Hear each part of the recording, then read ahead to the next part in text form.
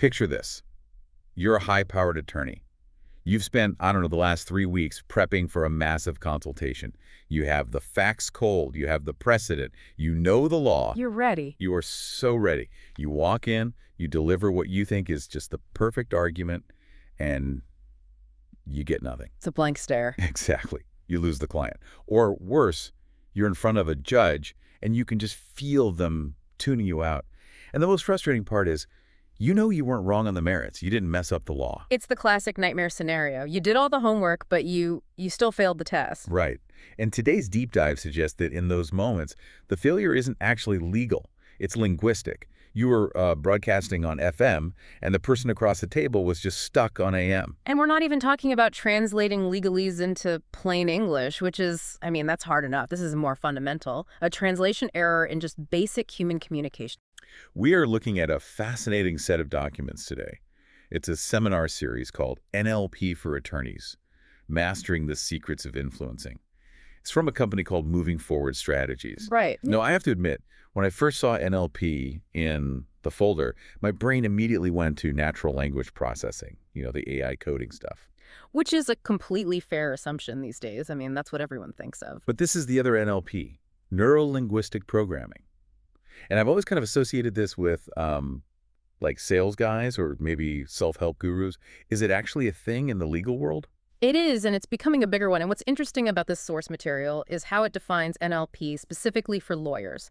It says NLP is the method of connecting how we think, how we communicate, and how we create patterns of behavior to achieve an outcome. Patterns of behavior. That feels like the key phrase there. Yeah, it is. The whole idea is that humans aren't random. We process information in these distinct, predictable ways. And if you're an attorney trying to, say, get a client to sign a retainer or a jury to vote your way, you can't just throw information at them. You have to package it in a way their brain can actually unwrap. The mission of this deep dive is really to answer these 5 questions that Moving Forward Strategies poses. But the one that really stopped me in my tracks, and honestly made me a little skeptical at first, was this. What if your attorneys could win more cases by reading people better? It sounds a bit like a magic trick, doesn't it? A little bit. Read their minds to win the case. Yeah. But then you get into the business case they present. They ask, how much revenue is lost from a weak understanding of human behavior? And that feels a lot more tangible. That's the cold, hard math of it.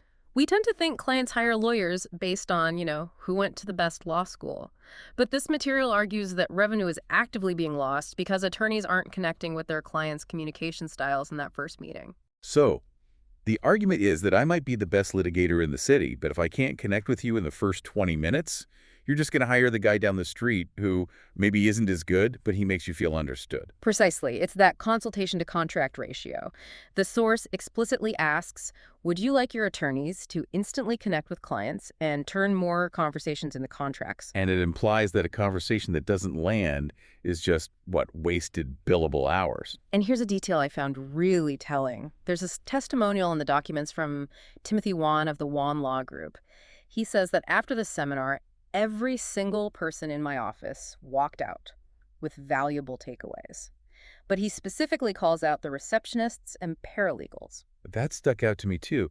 Why does the receptionist need to know neuro-linguistic programming? Well, think about the client's journey. You call a law firm, you're stressed, maybe you're injured, maybe you're getting sued. The very first voice you hear is the receptionist.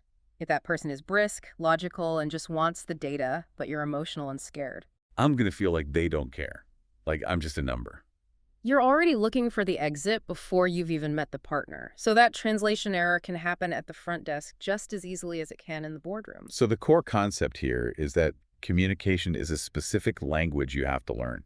It's not just about being nice or having good people skills. Right. The material treats it as a technical skill, almost like learning to code. It says it's about understanding how potential clients relate, take in information, make decisions, and prefer to be influenced. Prefer to be influenced. Yeah.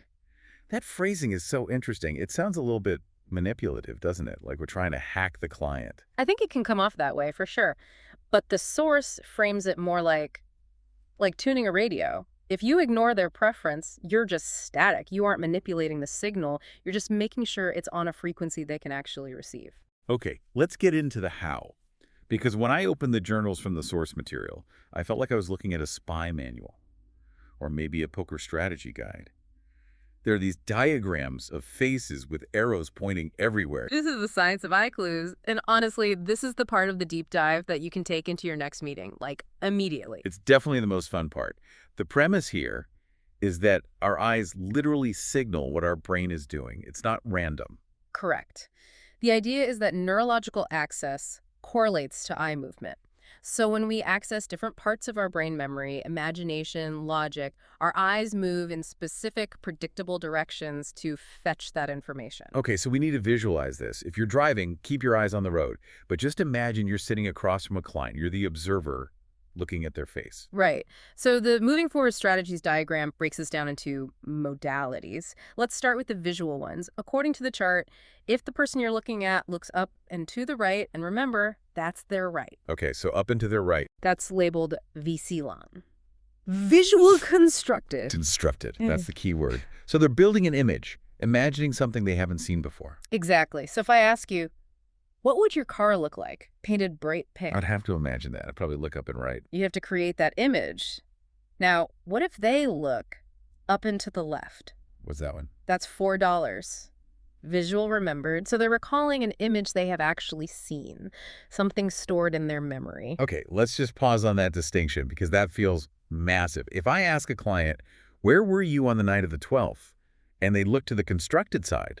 Then they might be constructing a scenario rather than remembering a fact. But that's basically a lie detector. Well, it's a data point. It suggests they aren't accessing memory. Now, it goes beyond vision. If their eyes move sideways, like towards their ears, that's the auditory channel. Makes sense. Ears are on the side. So, sideways to the right is auditory constructed, maybe imagining a sound they've never heard or figuring out how to phrase a sentence. And sideways to the left is auditory remembered, recalling a specific conversation or a song. So up is pictures. Sideways is sounds. What about looking down? I feel like when people look down, they're usually sad or, deep in thought. You're spot on. Looking down and to the right is labeled K for kinesthetic. That's feelings. Gut feelings. Physical sensations, emotions, touch. If you ask someone how they felt about the accident and they look down right, they're accessing that physical or emotional memory. Okay, and the last one, down and to the left. This is the one that lawyers really need to get. That's $, auditory digital. Auditory digital. It sounds, robotic. It's actually internal dialogue, self-talk. It's when you're having a conversation with yourself. Does this make sense? What are the risks? Is this the right price? So if I ask a client a really tough question and they look down and to the left, they aren't ignoring me. They are literally talking to themselves to figure out the answer. Exactly. They're analyzing. And for attorneys, this is so crucial because the legal profession naturally attracts people who are high on auditory digital. They love logic. But their clients might not operate there at all. The source material actually has a lab test for this, a set of questions to practice spotting these movements. I want to try this. Let's see if we can simulate what the brain does. Let's do it. Okay, the first question in the journal is, how many emails did you type yesterday? Okay, now stop and think about it. Don't just blurt out a number. What is your brain actually doing? Well, I don't have a spreadsheet in my head. I'm thinking about my morning. I sat down, sent one to my producer, then 2 more.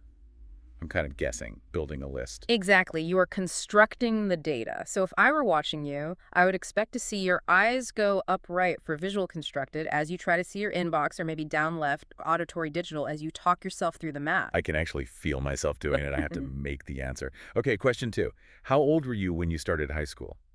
That's different. You don't have to calculate that one. No, I just know it. I was 14. It's a static fact. You retrieved it. Your eyes likely flicked, left either visual remembered, maybe seeing the school, or auditory remembered, hearing the number. You didn't have to build anything. And the third one, what was your first job like? Oh, that's a rich one. Oh, man.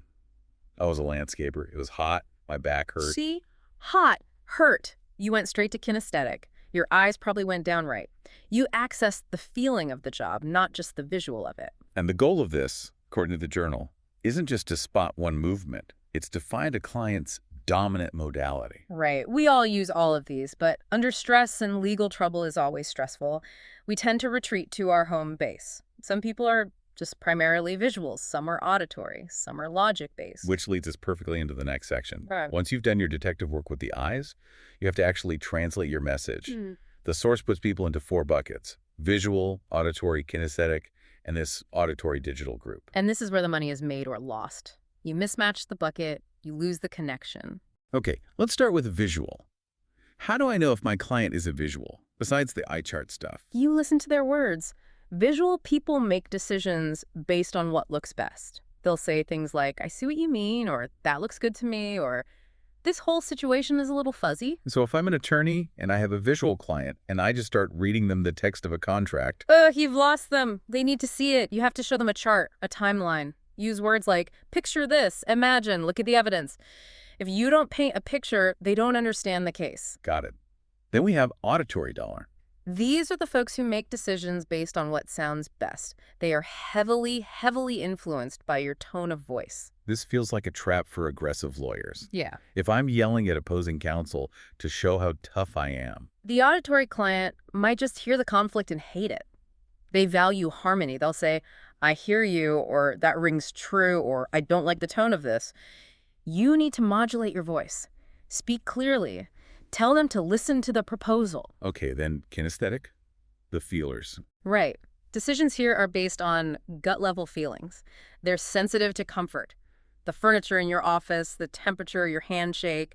They'll say, I feel that, or I can't get a handle on this, or this just feels heavy. So they need to feel comfortable with you before they'll ever buy into your argument. Yes. You can have the best logic in the world, but if they get a bad vibe, you are done. You need to walk them through the process slowly, make them feel secure. And finally, the one I think most lawyers assume everyone is, auditory digital. The logic bucket. This is different from standard auditory. They are not listening to the tone. They're listening to the structure of the argument. They make decisions based on a precise review of the issues. They're the ones always asking, does this make sense? Exactly. They love data. They love a linear progression. And here's the danger. If you try to use an emotional, tear-jerking story on an auditory digital person, They're just going to look at me like I'm unprofessional. they will think you're manipulating them. They'll be thinking, just give me the facts. But if you give that same spreadsheet of facts to a kinesthetic person, they'll think you're cold and heartless. It really is a translation issue. The facts are identical, but the delivery vehicle has to change. It is. And the source material has this fantastic case study that brings it all home. It's a slip and fall scenario. Yes. I love this part. It's such a classic law school problem. Simple setup. Client slipped in a supermarket, broke their leg. Your job is to explain the strength of the case to get them on board. But the challenge is you have to explain it using their specific modality. You have to persuade them in their native language. Okay, let's role play this. I'm the attorney. You're the expert grading me. So let's say we figured out the client is visual. I shouldn't be talking about the pain. What do I say? Paint the scene. Use visual words. Help them see the win. Okay. Mr. Smith, I want you to picture the aisle. It was cluttered. We can clearly see the negligence. When you look at this evidence, the scene is painted perfectly for a jury to view. Perfect. Picture, see, look, view. You're speaking his language. He can visualize the victory. Now switch it up. The client is auditory. Okay, focus on sound. Mr. Smith, you need to listen to what the witness said. When you hear their testimony, it just rings true. The defense's argument sounds completely hollow. We want the jury to really hear our side of this. Spot on. You're focusing on the testimony, the spoken word, the sound of the argument. That's what resonates with them. Okay, kinesthetic, the feeler. This one feels, no pun intended, almost too easy for personal injury. It usually is, but you have to be careful. It's not just about pain. It's about the weight and the impact. Okay. Mr. Smith, we know this has been a rough recovery, the impact of hitting that hard floor. We feel the weight of this injury. Our goal is to make sure you're comfortable with the path forward. Rough, hard, weight, comfortable. You're tapping right into the physical experience. They feel held by that statement. And last one, the auditory digital. The logic machine. The client who probably walked in with their own folder of research. Yep. Strip out all the emotion, just give them the data. Mr. Smith, the data shows a clear breach of duty. Logically, the liability is undeniable based on these statutes.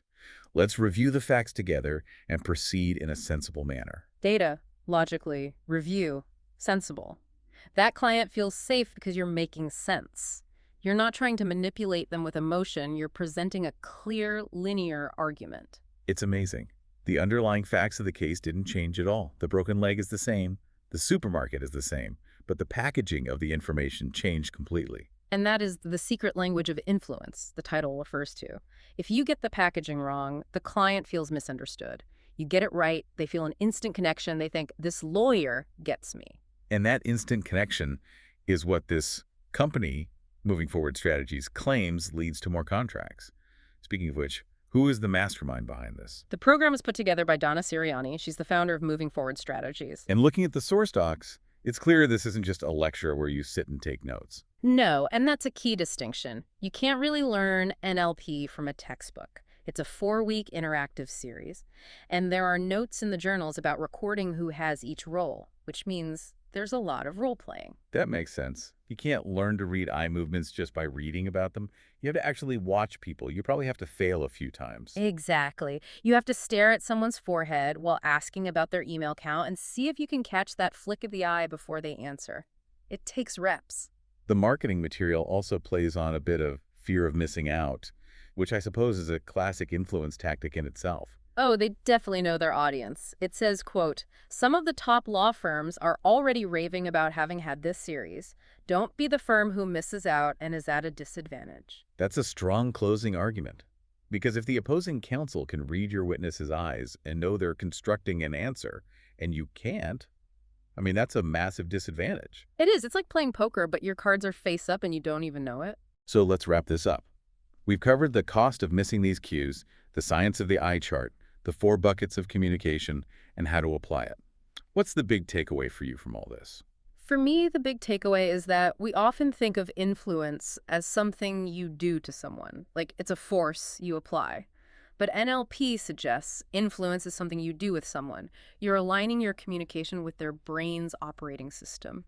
You don't change the message, you just change the frequency so they can finally hear it. Aligning with their operating system. I like that. And for you listening, remember, this is not just for the courtroom. Not at all. Yeah. Check your spouse's eyes when you ask how much they spent on dinner. Check your boss's eyes when they give you a deadline. Are they constructing a date or remembering the calendar? That is a superpower that could get you into a lot of trouble if you aren't careful. Yes. Use it wisely. Don't call out your spouse for visual constructing unless you have some very good evidence. Solid legal advice. But seriously, the next time you are in a conversation that just feels stuck, stop listening to what they're saying for a second and look at how they're saying it. Are they looking up? Are they using feeling words? Just try shifting your language to match theirs and see what happens. It's often the difference between talking at someone and actually talking with them. So here's a final thought to leave you with, a bit of a provocative one to mull over. Mm. If we accept the premise of this eye clues chart, that looking up into the right means you're constructing or creating an image, does that mean we effectively have a biological lie detector built right into our faces? It definitely raises the question. If I ask you, where were you last night? And your eyes go to visual constructed. By definition, according to this theory, you are not remembering where you were. You're building a picture of where you could have been. And what happens to your relationships, professional and personal, when you start noticing that little flick of the eye everywhere you go? Is ignorance bliss or is clarity power? Something to think about. Thanks for diving in with us. Always a pleasure.